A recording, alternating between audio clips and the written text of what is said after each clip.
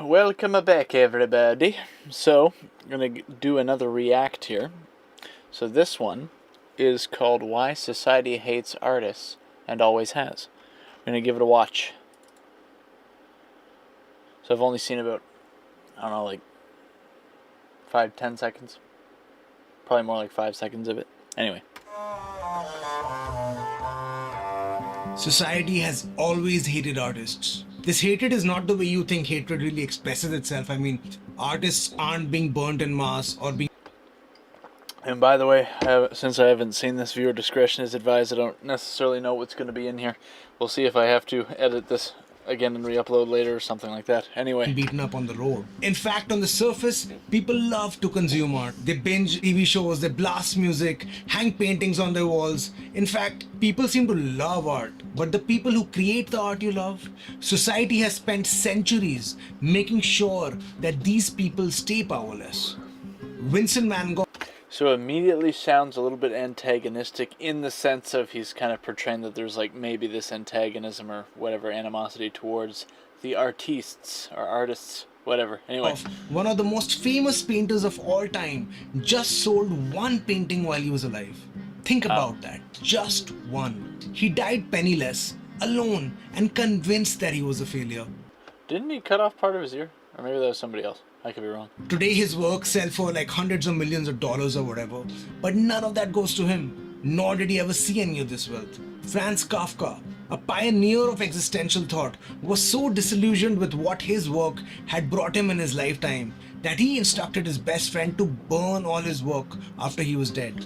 His friend disobeyed him, and Kafka went on to become one of the most celebrated thinkers and writers of the 20th century. And even when artists do succeed in their lifetimes, they're often met with hostility. Nina Simone, one of the greatest musicians of the 20th century, was blacklisted by the US government for her work in civil rights activism. She was monitored by the FBI. So I think part of this has to do with, so what is a true artist? And in the sense of if the true artists cause people to think, or to think differently, then that, and especially if that different thought is a potential threat to whatever establishment is in power at the current time, then it would be understandable that you may be persecuted by whatever power structure or whatever government's in place. And I'm not going to do like this whole like setting it up in the kind of typical progressive woke framing of the argument here. Like this applies to anybody, whether you're like in the civil rights movement, whether you're in modern right-wing movements, whether you're basically anything anywhere that is anti or at least contrary to some degree to whatever establishment is in power. Hit the mic there, sorry. To whatever establishment's in power at the current time, this is probably a fairly universal concept that could apply in a variety of ways. Driven into exile and spent years struggling financially despite her massive influence. This isn't just all bad luck. It is a pattern, and this is a pattern that's been repeating for a long time. And let me show this to you in this video. 1. History repeats itself. Throughout history, artists have always been controlled by the powerful. During the Renaissance, the only way to survive being an artist was by getting a patron. I'm gonna make him an offer again. Sorry about that. Come here, girl. Who are you? Oh, I'm dead. A king, a noble, or the church. That meant your creativity or your output wasn't totally yours. Michelangelo didn't paint the Sistine Chapel because he wanted to. The Pope wanted him to paint it. Leonardo da Vinci, one of the greatest artists of all time, spent most of his time designing war machines. Not because... So I think part of that has to do with, like, pertaining to, like, the painting that, what was it, Da Vinci did in the, was it the Sistine Chapel? Like, pertaining to that part of the argument. I don't know, like I'm not a historian so I could be wrong on this, but did anybody force him to paint that? Because I think that the argument here reasonably would be that if an artist wants to also eat, then he has to make money, and therefore you may take different kinds of gigs that you can get to be able to make a living or whatever. Or if your work is based upon whatever kind of person that's like your agent or whatever back then, whatever word he used to describe that. I don't know if the concepts are the same, but bear with me here. if you do link up with that person that kind of gets you clients or work or whatever, I'm kind of using modern terminology here, but it's like you're kind of like signing up for that, probably because you want to be an artist that also can afford to eat. But like I think that the framing here might be slightly off, but I think like in terms of the core of what the guy is saying, maybe we could level with it in the sense of you may make compromises between what you want to do and what is offered in order to be able to make a living as an artist. Is that a fair way to say it? Am I right or am I wrong about that? Because he loved destruction, but because he needed the money from to paint it. Leonardo da Vinci, one of the greatest artists of all time, spent most of his time designing war machines. Not because he loved destruction, but because he needed the money from the Duke of Milan. His genius was at the mercy of those who funded him. Fast forward to the 19th century and we had Romanticism and the idea of the starving artist. The belief that suffering is necessary for great art. That if you really love what you do, you should be willing to suffer for it. But in a way, this was never a romantic idea. It was just a way to justify underpaying the artist who lived in that time period. All under the guise of Romanticism. Let's go over some... So I don't know if that's true, because it could be potentially easy to make a claim like that. I don't know, like I'm not a historian, I'm definitely not an art historian, so I don't know if what he's saying is true, maybe it is. Because like branding or how you market a concept or portray a concept to a people, like that's a concept that's probably been around for a long time, where it's like you just brand something as something more palatable to make it easier for people to accept that thing. So did they do that to justify paying artists less and use the guise or the excuse of, oh, you suffer for what you love to do or something like that? I don't know. More. Charles Baudelaire, one of the most... I don't know if that was the thing. All under the guise of Romanticism.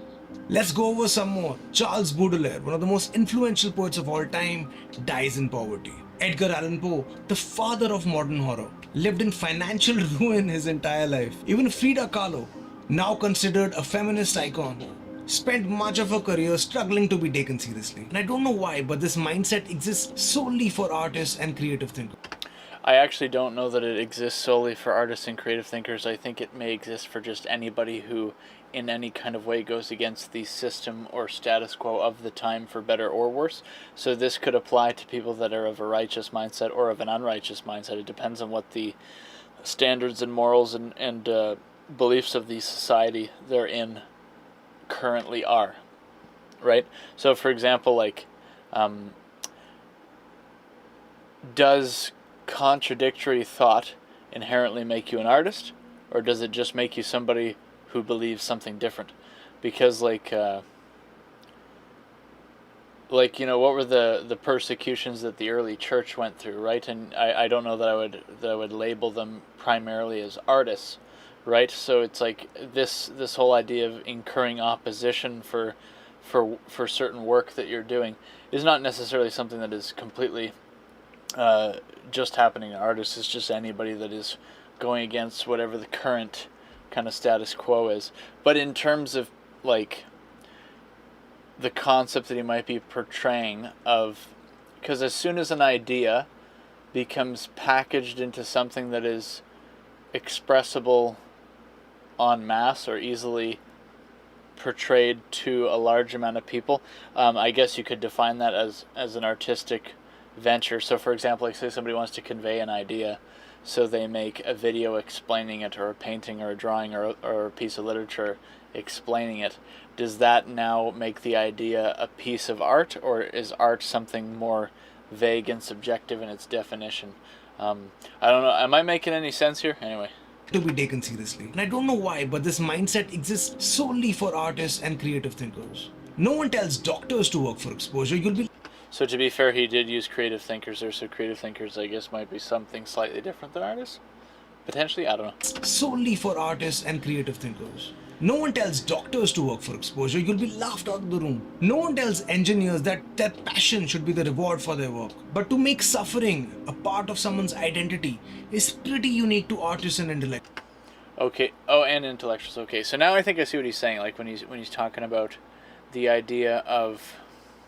I don't know if I completely understand or if I completely saw him make the the portrayal of the argument of working for exposure. But if that's indeed how he's defining it, then maybe it might make a bit more sense for the argument that he's making, or in terms of the framing, because how you frame things can matter. But to make suffering a part of someone's identity is pretty unique to artists and intellectuals, and is something that most of us have imbibed and maybe even embody. That without pain, there is no success. Why, I want to ask?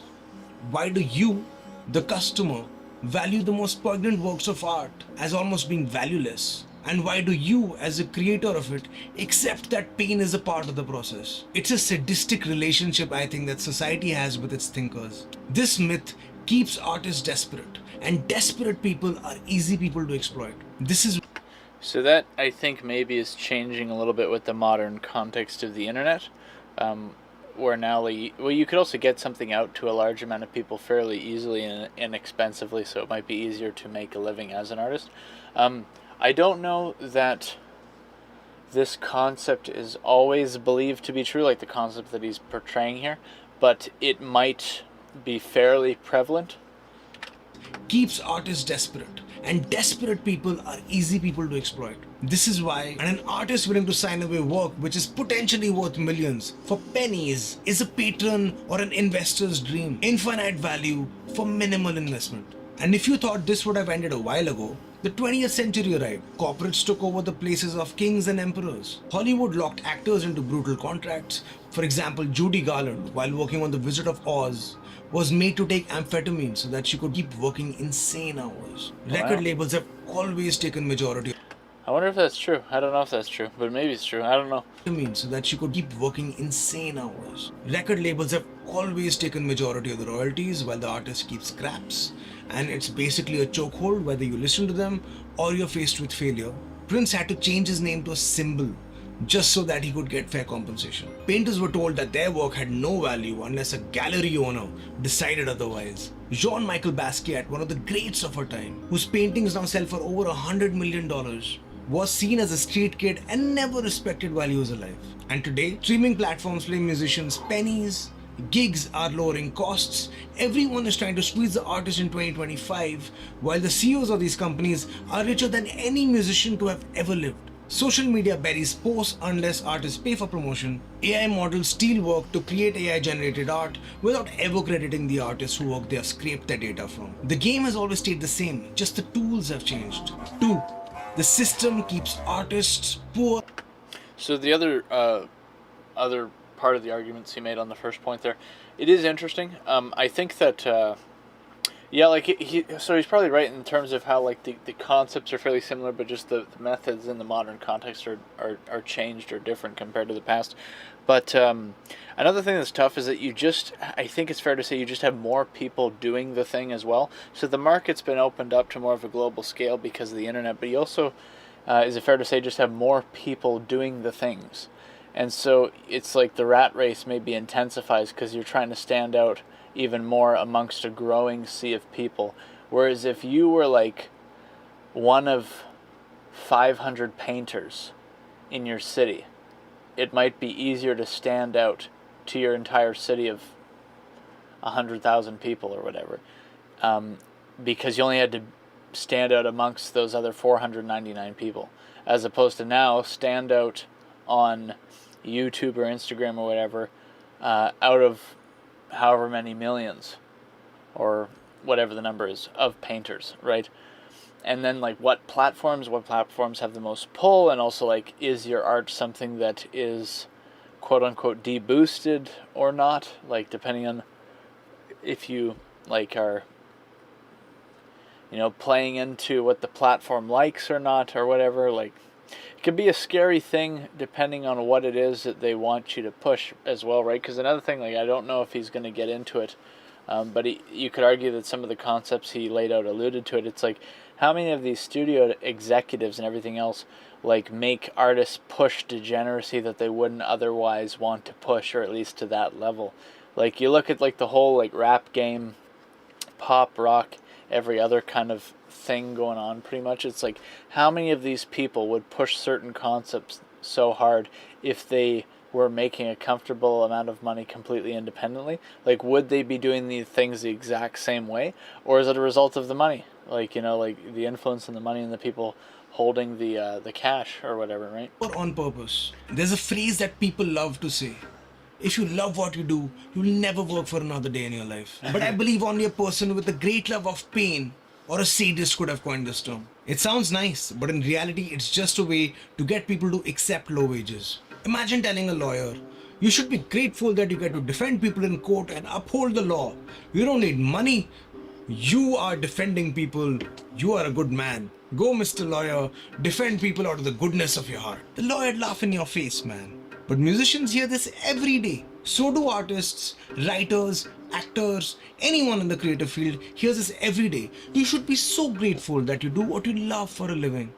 Another reason why this might be the case is that art and all of these things are fairly subjective in their perceived value or their appeal or whatever. Like, how many people view, like, let's use a really crazy abstract example. How many people view your modern alternative Lego art as something that is worth a large amount of value, versus if you can build me a bridge and that bridge makes me $20,000 a day in toll fees or in just simple like influx of business or efficiency to my area or to the businesses that I own or whatever. Like, think of a way to make it make sense.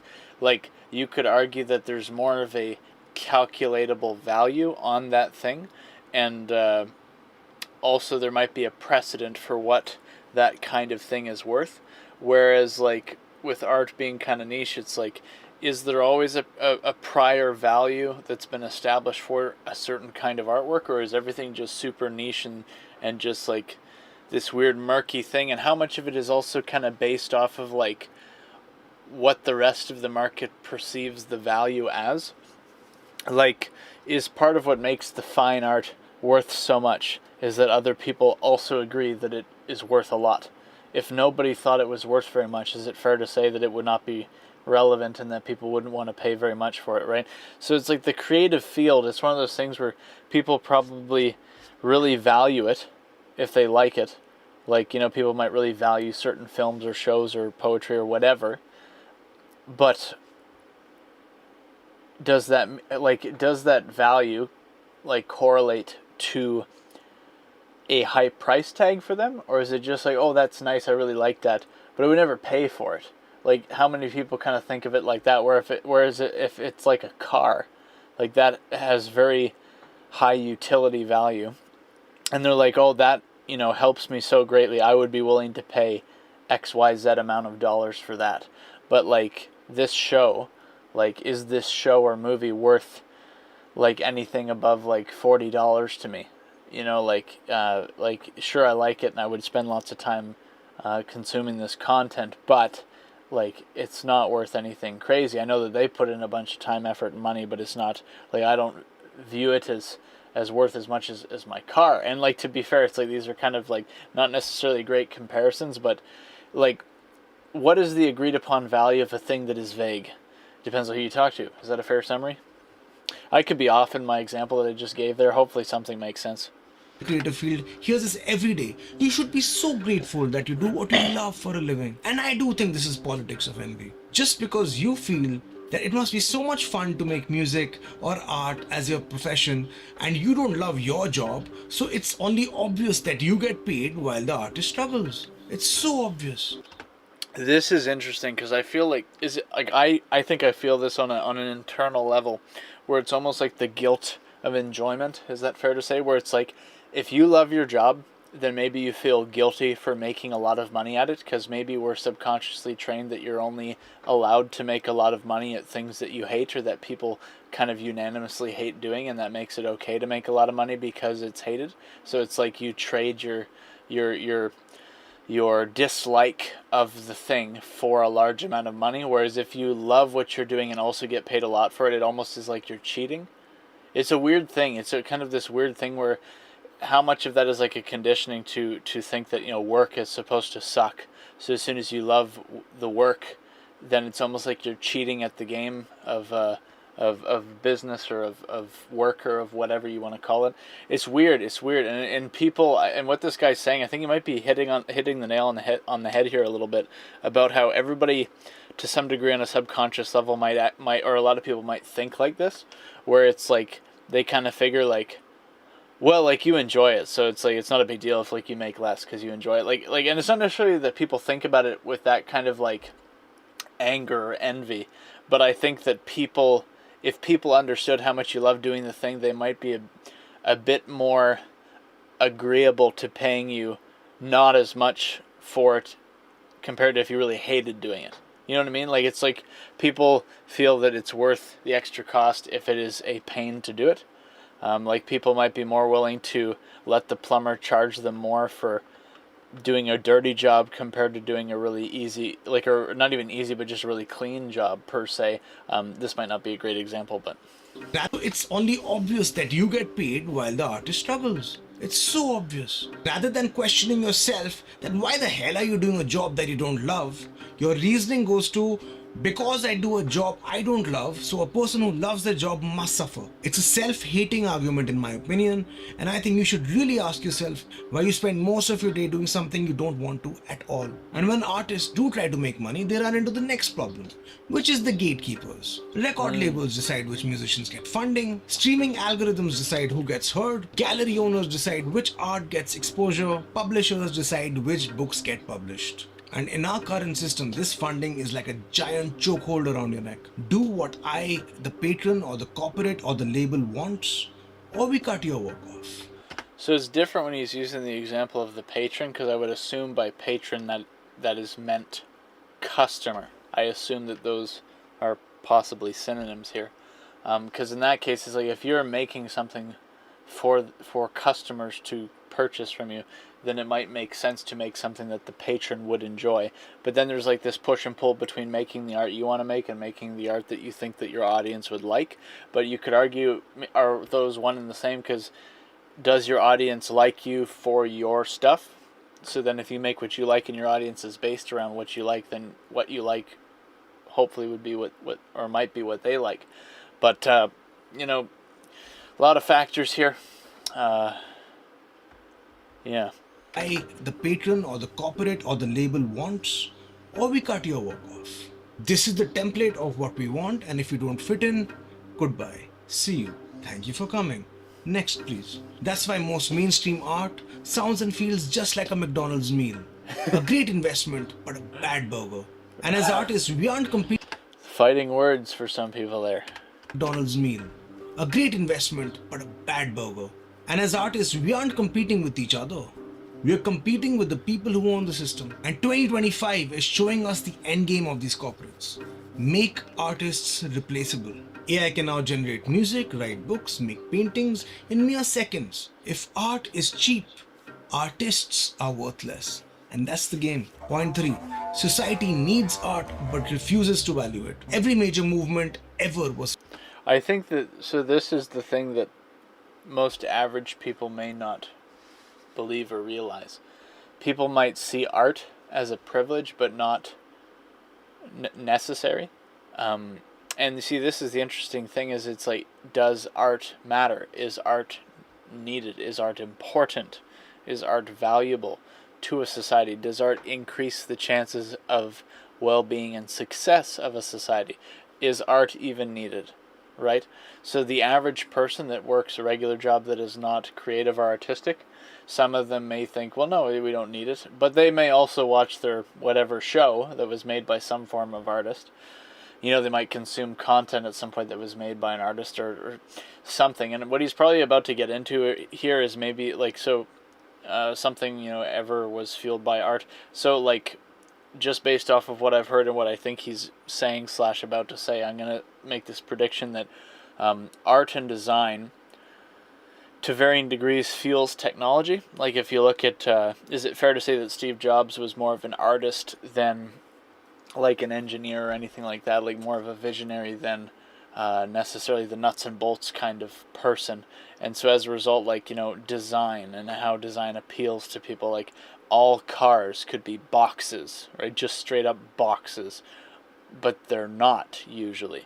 You know, does that matter? You know, like, and art is something that obviously to some degree varying types of art have varying types of appeal to people. Does that matter? Why do we like things that look a certain way? Why does the math and the shape, the form, the flow, all these things, color, why does all this matter, right? That could get into some deeper questions and explanations. Is fueled by art. Needs art but refuses to value it. Every major movement ever was fueled by art. Music fueled protests. Bob Dylan's songs became anthems for the civil rights movement. Film shaped public opinion. Charlie Chaplin's The Great Dictator mocked Hitler openly while the rest of the world was silent. Literature sparked revolutionary ideas. George Orwell's 1984 exposed authoritarianism decades before it became a warning sign. Artists don't just make things that are pretty and play in the background and keep your mood peppy. They are the originators of the ideas of tomorrow. I think actually nowadays art is becoming more like this. Decades before it became a warning sign. One second. Artists don't just make things that are pretty and play in the background and keep your mood peppy. Yeah, so I think that what he just said there, I think is maybe more of what modern art, modern stuff that might be referred to as slop, is becoming.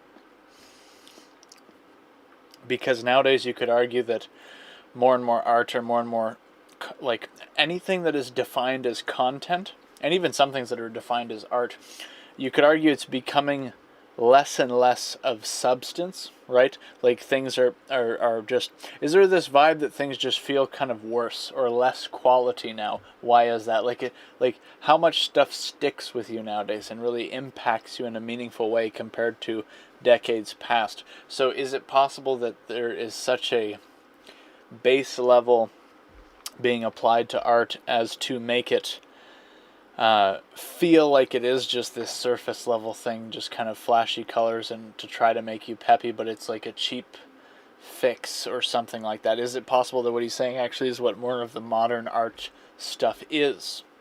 Anyway. Warning sign. Artists don't just make things that are pretty and play in the background and keep your mood peppy. They are the originators of the ideas of tomorrow. They change minds, they challenge power, they expose corruption. These are ideas which dream up a reality that doesn't exist right now and may be implemented years later.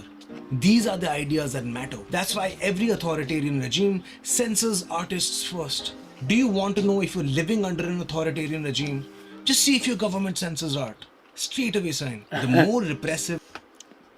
Well, Canada, I think, correct me if I'm wrong, censors or doesn't allow you to share news on Facebook and Instagram. I think that's a thing. Pretty sure. I could be wrong. There might be some nuance to that. But Canada's, I think, done something and seems to every so often make some moves that I don't like so much when it comes to freedom of speech and things like that. Is it specifically art? If there is a something that the current government doesn't like that is portrayed in art, I wouldn't be too surprised if they tried to censor it. So anyway. Regime. Just see if your government censors art. Straight away sign. The more repressive a system is, the more it fears art. And in democratic societies, they don't ban artists. They just make sure they can't survive. Government slash funding for the arts. School remove music and painting from the school curriculums. Companies refuse to pay fair wages for creative works done for them.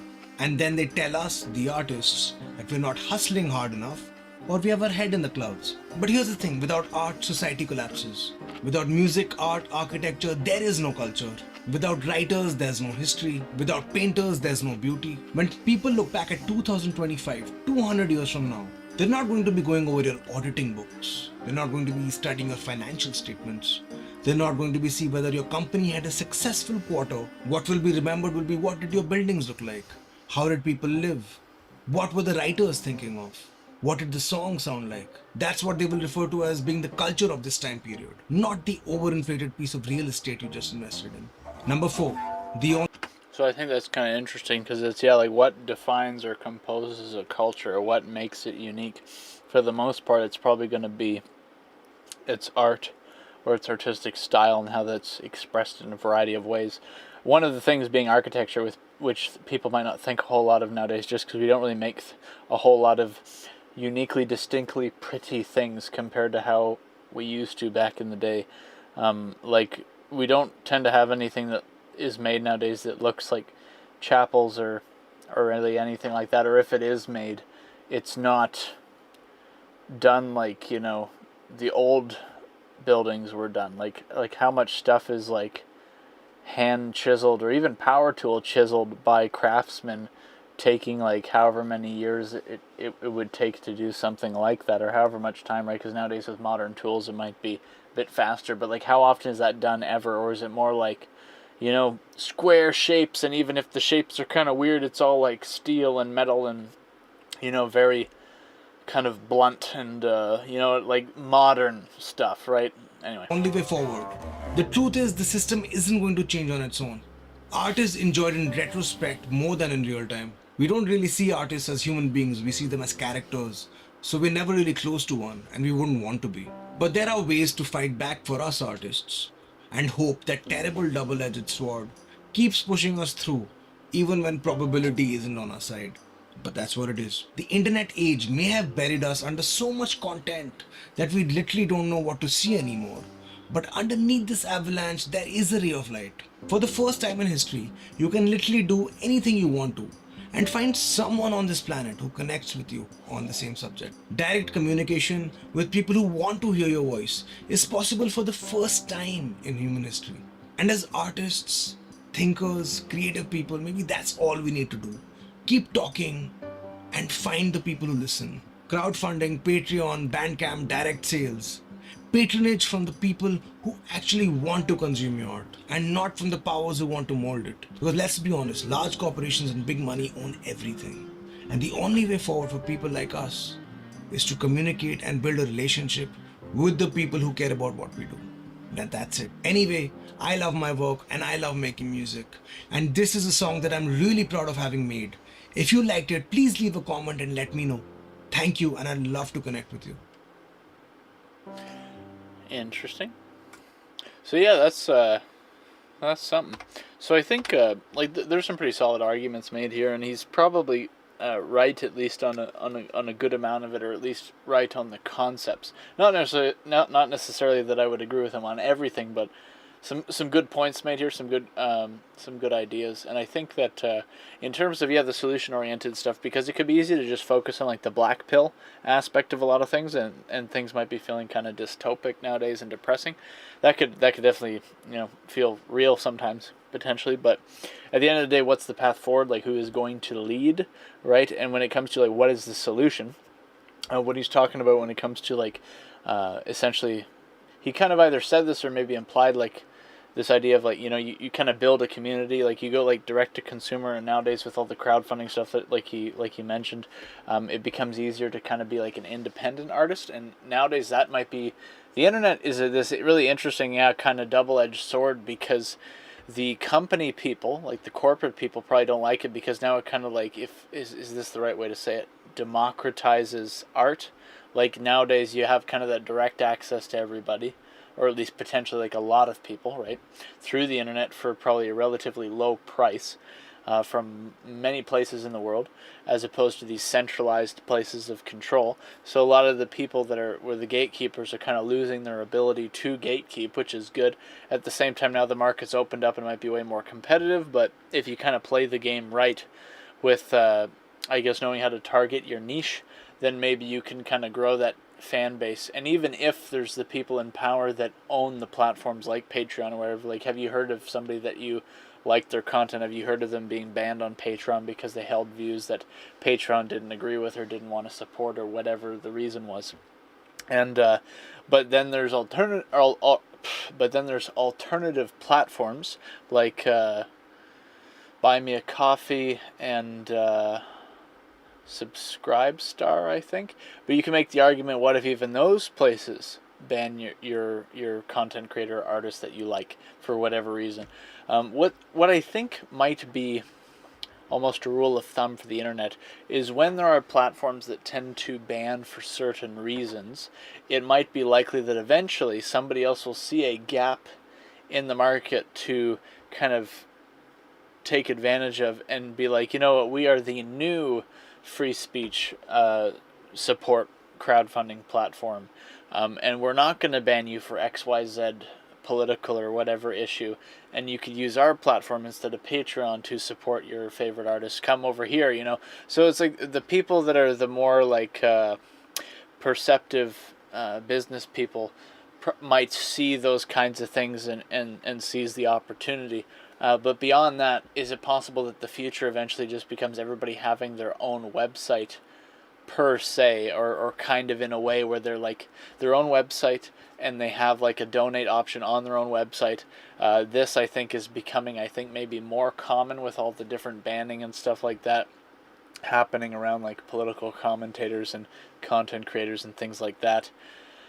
Because, you know, whether you get demonetized on YouTube or whatever other platform, whether YouTube just doesn't give you enough reach or whatever, like there's potentially, like, for every kind of block in the road, there might be like another alternative way to get past it and keep going forward.